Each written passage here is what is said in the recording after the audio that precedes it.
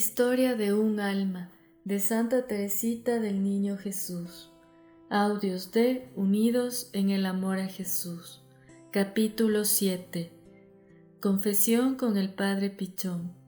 Esto es tan verdad que 2 meses después de mi entrada, cuando vino el Padre Pichón para la profesión de Sor María del Sagrado Corazón, se quedó sorprendido al ver lo que Dios estaba obrando en mi alma y me dijo que, la víspera, al verme hacer oración en el coro, mi fervor le pareció totalmente infantil y muy dulce mi camino.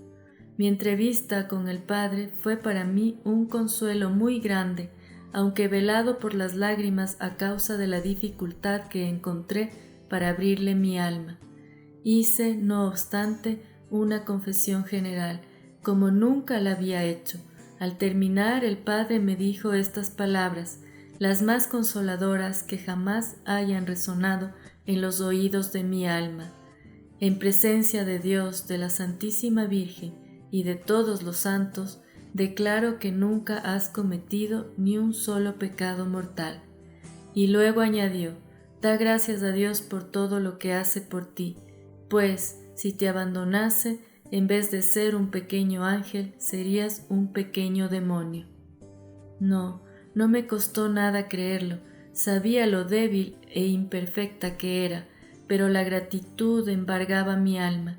Tenía tanto miedo de haber empañado la vestidura de mi bautismo, que una garantía como aquella, salida de la boca de un director espiritual como los quería nuestra Madre Santa Teresa, es decir, que uniese en la ciencia y la virtud, me parecía como salida de la misma boca de Jesús. El Padre me dijo también estas palabras que se me grabaron dulcemente en el corazón. Hija mía, que nuestro Señor sea siempre tu superior y tu maestra de novicias. Teresa y sus superioras. De hecho lo fue, y también mi director espiritual. No quiero decir con esto que mi alma estuviese cerrada a cal y canto para mis superioras. No. Más bien, siempre he procurado que fuese para ellas un libro abierto, pero nuestra madre estaba enferma con frecuencia y tenía poco tiempo para ocuparse de mí. Sé que me quería mucho y que hablaba muy bien de mí. Sin embargo, Dios permitió que, sin darse cuenta, fuese muy dura. No podía cruzarme con ella sin tener que besar el suelo. Y lo mismo ocurría en las escasas conferencias espirituales que tenía con ella. ¡Qué gracia inestimable! Cómo actuaba Dios visiblemente a través de la que estaba en su lugar. ¿Qué habría sido de mí si, como pensaba la gente del mundo, hubiese sido el juguete de la comunidad? Quizás, en lugar de ver a nuestro Señor en mis superioras, no me hubiera fijado más que en las personas, y entonces mi corazón, que había estado tan protegido en el mundo, se habría atado humanamente en el claustro. Gracias a Dios, no caí en esta trampa. Cierto que yo quería mucho a nuestra madre, pero con un afecto puro que me elevaba hacia el esposo de mi alma. Nuestra maestra de novicias era una verdadera santa, el tipo acabado de las primitivas carmelitas. Yo pasaba todo el día a su lado, pues era la que me enseñaba a trabajar. Su bondad para conmigo no tenía límites y, sin embargo, mi alma no lograba expansionarse con ella. Me suponía un gran esfuerzo hacer con ella la conferencia espiritual. Como no estaba acostumbrada a hablar de mi alma, no sabía cómo expresar lo que sucedía en mi interior. Una madre ya mayor intuyó un día lo que me pasaba y me dijo sonriendo, en la recreación, hijita, me parece que tú no debes de tener gran cosa que decir a las superioras. ¿Por qué dice eso, madre? Porque tu alma es extremadamente sencilla, y cuando seas perfecta, serás más sencilla todavía, pues cuanto uno más se acerca a Dios, más se simplifica. Aquella anciana madre tenía razón. No obstante la dificultad que yo tenía para abrir mi alma, aun cuando proviniese de mi sencillez, era un auténtico problema para mí. Lo reconozco hoy que, sin dejar de ser sencilla, expreso con gran facilidad lo que pienso. He dicho que Jesús había sido mi director espiritual. Cuando entré en el Carmelo, conocí al que podía haberlo sido, pero apenas me había admitido entre el número de sus hijas, tuvo que partir para el exilio, así que solo lo conocí para perderle enseguida. Reducida a no recibir de él más que una carta al año, por 12 que yo le escribía, pronto mi corazón se volvió hacia el director de los directores, y él fue quien me instruyó en esa ciencia escondida a los sabios y a los prudentes, que él quiere revelar a los más pequeños. La Santa Faz. La florecita trasplantada a la montaña del Carmelo tenía que abrirse a la sombra de la cruz. Las lágrimas y la sangre de Jesús fueron su rocío, y su faz adorable velada por el llanto fue su sol. Hasta entonces todavía no había yo sondeado la profundidad de los tesoros escondidos en la Santa Faz. Fuiste tú, Madre querida, quien me enseñó a conocerlos, lo mismo que, hacía años, nos habías precedido a las demás en el Carmelo. Así también fuiste tú la primera en penetrar los misterios de amor ocultos en el rostro de nuestro esposo. Entonces tú me llamaste y comprendí en qué consistía la verdadera gloria. Aquel cuyo reino no es de este mundo me hizo ver que la verdadera sabiduría consiste en querer ser ignorada y tenida en nada, en cifrar la propia alegría en el desprecio de sí mismo. Sí, yo quería que mi rostro, como el de Jesús, estuviera verdaderamente escondido y que nadie en la tierra me reconociese. Tenía sed de sufrir y de ser olvidada. Qué misericordioso es el camino por donde me ha llevado siempre Dios. Nunca me ha hecho desear algo que luego no me haya concedido. Por eso, su cáliz amargo siempre me ha parecido delicioso. Pasadas las fiestas radiantes del mes de mayo, las fiestas de la profesión y de la toma de velo de nuestra querida María, la mayor de la familia, a quien la más pequeña tuvo la dicha de coronar el día de sus bodas, tenía que visitarnos la tribulación. Ya el año anterior, en el mes de mayo, papá había sufrido un ataque de parálisis en las piernas, y la cosa nos preocupó mucho, pero la fuerte constitución de mi querido rey hizo que se recuperara pronto, y nuestros temores desaparecieron.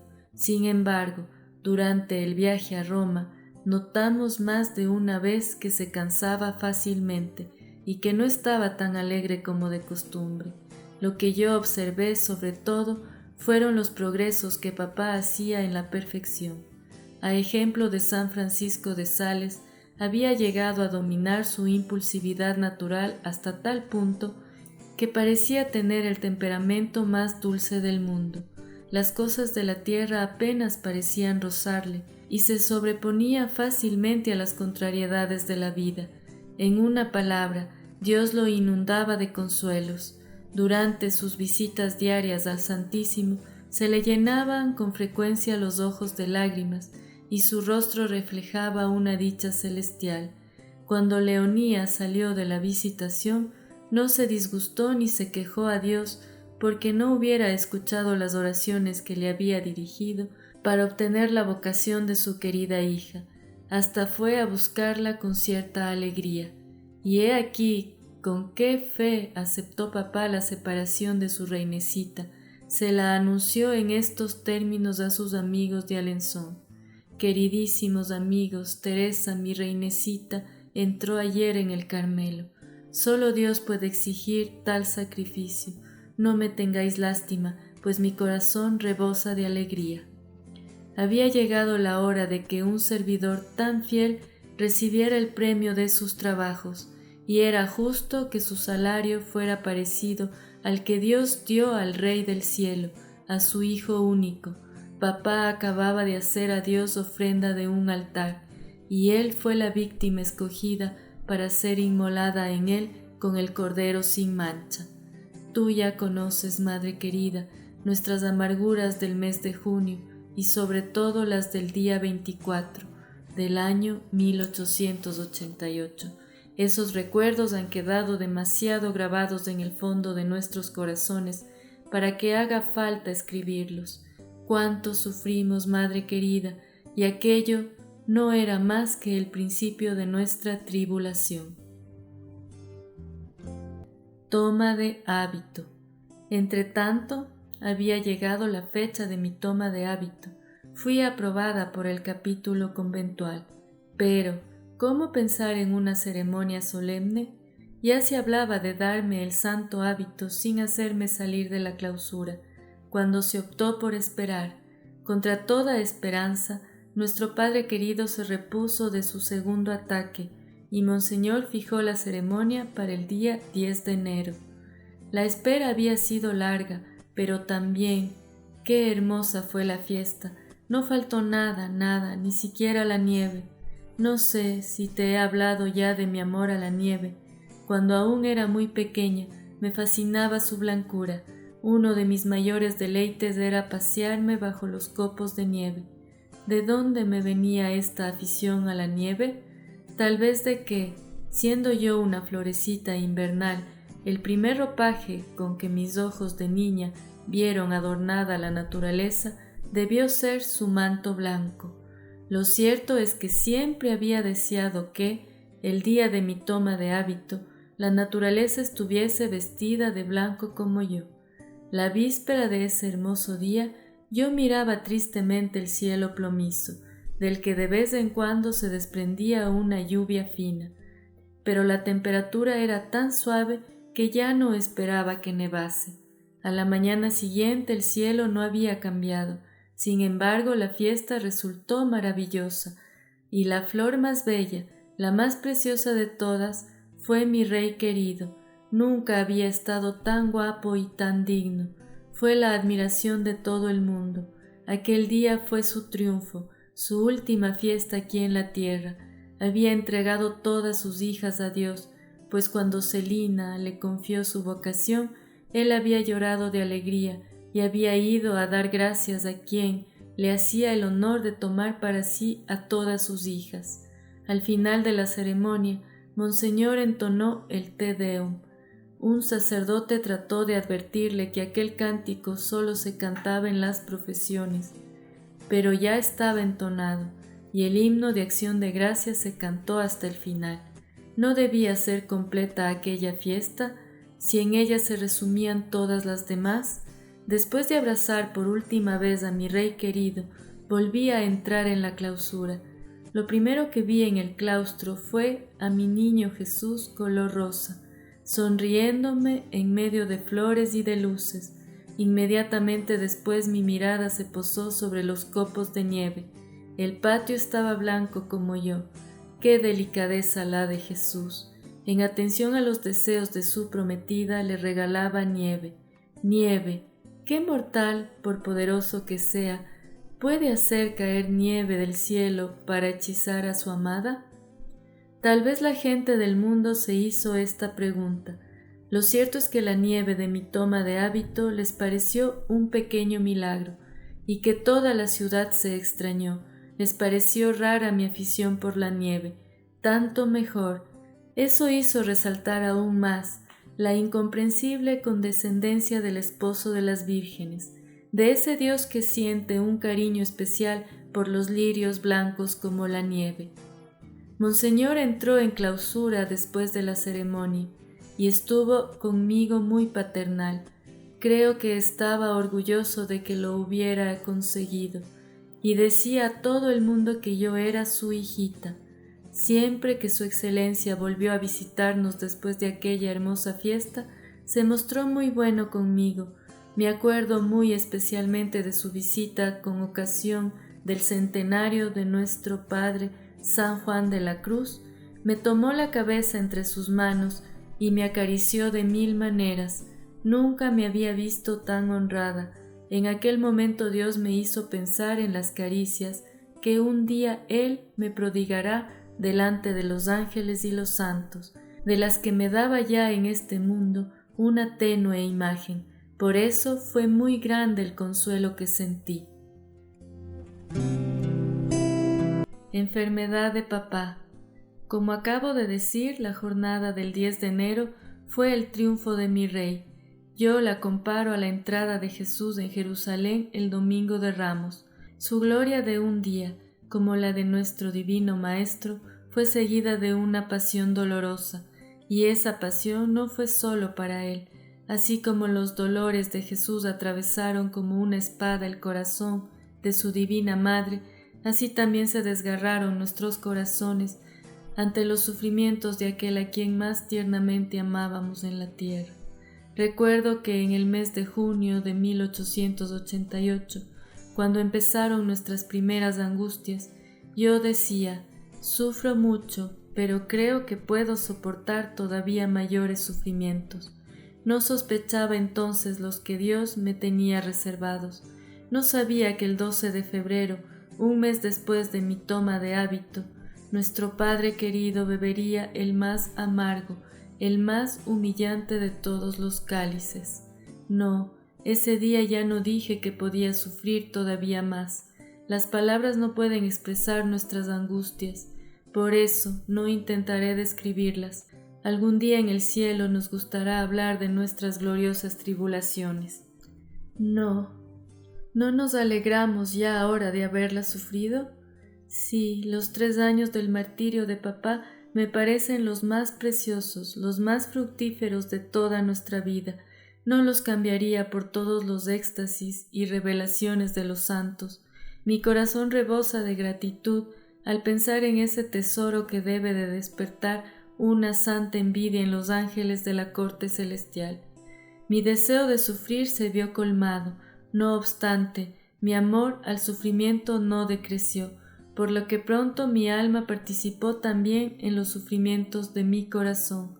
La sequedad se hizo mi pan de cada día, mas aunque estaba privada de todo consuelo, era la más feliz de las criaturas, pues veía cumplidos todos mis deseos. Madre mía querida, qué hermosa ha sido nuestra gran tribulación, ya que de todos nuestros corazones no brotaron más que suspiros de amor y de gratitud. No era ya caminar por los senderos de la perfección.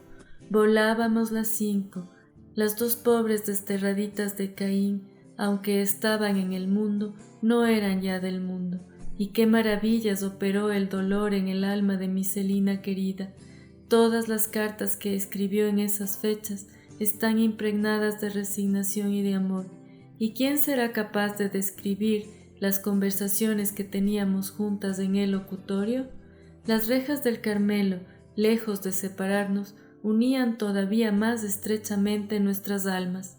Teníamos las dos los mismos pensamientos, los mismos deseos, el mismo amor a Jesús y a las almas. Cuando hablaban Celina y Teresa, ni una sola palabra de las cosas de la tierra se mezclaba nunca en sus conversaciones, que eran ya totalmente del cielo. Como tiempo atrás en el mirador, soñaban con las realidades eternas, y para poder gozar cuanto antes de esa dicha sin fin, elegían aquí en la tierra por único lote el sufrimiento y el desprecio. Así transcurrió el tiempo de mis esponsales, que se le hizo muy largo a la pobre Teresita. Al terminar mi año de noviciado, nuestra madre me dijo que ni soñara en pedir la profesión, pues con toda seguridad el superior rechazaría mi petición. Tuve que esperar 8 meses más. En un primer momento se me hizo muy difícil aceptar ese gran sacrificio, pero pronto se hizo la luz en mi alma. Estaba meditando aquellos días los fundamentos de la vida espiritual del Padre Surín. Un día durante la oración comprendí que mi deseo tan intenso de hacer la profesión iba mezclado con un gran amor propio. Si me había entregado a Jesús para agradarle y consolarle, no debía obligarle a hacer mi voluntad en lugar de la suya. Comprendí también que una prometida debería estar engalanada para el día de sus bodas, y que yo no había hecho nada para ello, y entonces le dije a Jesús: Dios mío, no te pido pronunciar los santos votos, esperaré todo el tiempo que quieras, lo único que deseo es que mi unión contigo no se vea diferida por mi culpa. Por eso, voy a poner todo mi empeño en prepararme un hermoso vestido recamado de piedras preciosas. Cuando tú creas que ya está lo suficientemente rico y adornado, estoy segura de que ni todas las criaturas juntas podrán impedirte bajar hasta mí para unirme a ti para siempre, amado mío.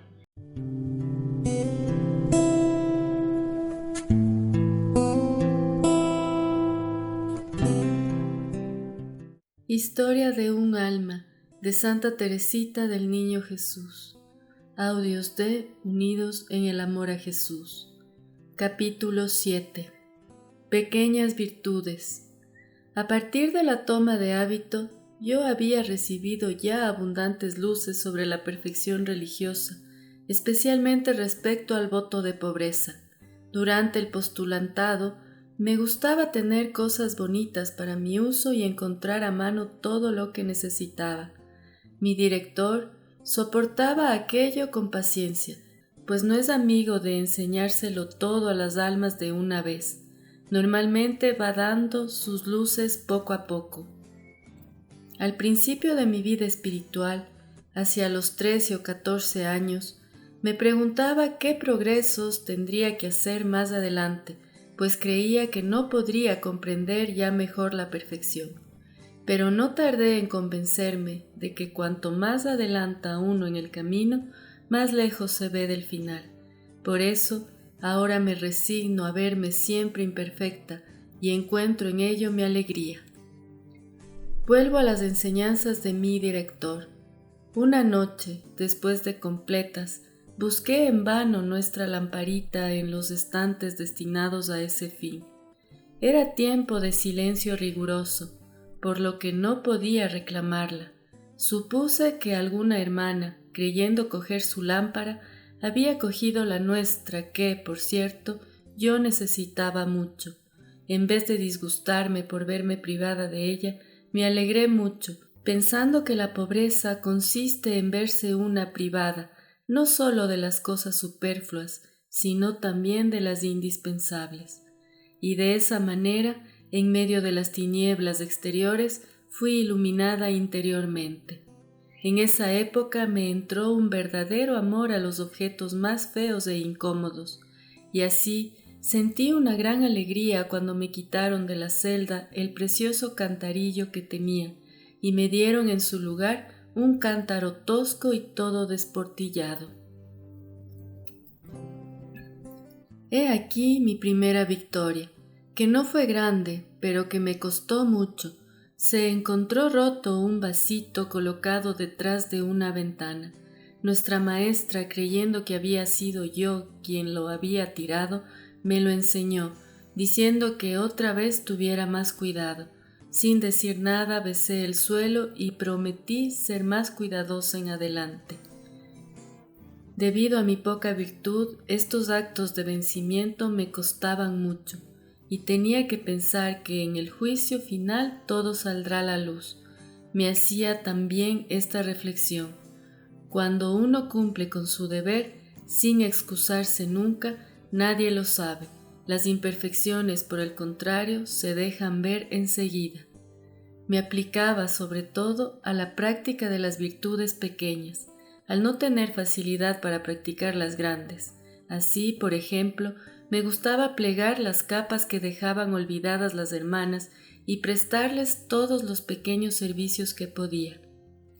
También se me concedió el amor a la mortificación, que era tanto mayor cuanto que no me permitían hacer nada para satisfacerlo. La única mortificación que yo hacía en el mundo, que consistía en no apoyar la espalda cuando me sentaba, me la prohibieron, debido a la propensión que tenía a encorvarme. Claro que si me hubiesen dado permiso para hacer muchas penitencias, seguramente ese entusiasmo no me habría durado mucho. Las únicas que podía hacer sin pedir permiso consistían en mortificar mi amor propio, lo cual me aprovechaba mucho más que las penitencias corporales. El refectorio, que fue mi oficio nada más tomar el hábito, me ofreció más de una ocasión para poner mi amor propio en su lugar, es decir, debajo de los pies. Es cierto que para mí era una gran alegría, madre querida, estar en el mismo oficio que tú y pueden ver de cerca tus virtudes, pero esa misma cercanía era para mí motivo de sufrimiento. No me sentía libre, como antaño, para decírtelo todo. Teníamos que observar la regla y no podía abrirte mi alma. En una palabra, yo estaba ya en el Carmelo y no en los Bisonets bajo el techo paterno. Entretanto, la Santísima Virgen me ayudaba a preparar el vestido de mi alma, y en cuanto ese vestido estuvo terminado, los obstáculos desaparecieron solos. Monseñor me envió el permiso que había solicitado, la comunidad me aprobó, y se fijó la profesión para el 8 de septiembre. Todo lo que acabo de escribir en pocas palabras requeriría muchas páginas de pormenores y detalles, pero esas páginas no se leerán nunca en la tierra. Pronto, madre querida, te hablaré de todo ello en nuestra casa paterna, en ese hermoso cielo hacia el que se elevan los suspiros de nuestros corazones. Mi traje de bodas estaba listo, se hallaba recamado con las antiguas joyas que mi prometido me había regalado, pero aún no era suficiente para su generosidad. Quería regalarme un nuevo diamante de innumerables destellos. Las antiguas joyas eran la tribulación de papá, con todas sus dolorosas circunstancias. El nuevo diamante fue una prueba muy pequeña en apariencia, pero que me hizo sufrir mucho. Desde hacía algún tiempo, a nuestro pobre papaíto, que estaba un poco mejor, lo sacaban a pasear en coche. Incluso se pensó en hacerle tomar el tren para venir a vernos. Y, naturalmente, Celina pensó enseguida que había que escoger para ese viaje el día de mi toma de velo. Para que no se canse, decía, no le haré asistir a toda la ceremonia, solo al final iré a buscarle y le llevaré muy despacito hasta la reja para que Teresa reciba su bendición. Qué bien retratado estaba ahí el corazón de mi Celina. Qué gran verdad es que al amor nada le parece imposible, porque para él todo es posible y permitido. La prudencia humana, por el contrario, tiembla a cada paso y no se atreve, por así decirlo, a posar el pie en el suelo. Así Dios, que quería probarme, se sirvió de ella como de un instrumento dócil en sus manos, y el día de mis bodas estuve realmente huérfana de padre en la tierra. Pero pudiendo mirar con confianza al cielo y decir con toda verdad, Padre nuestro que estás en el cielo.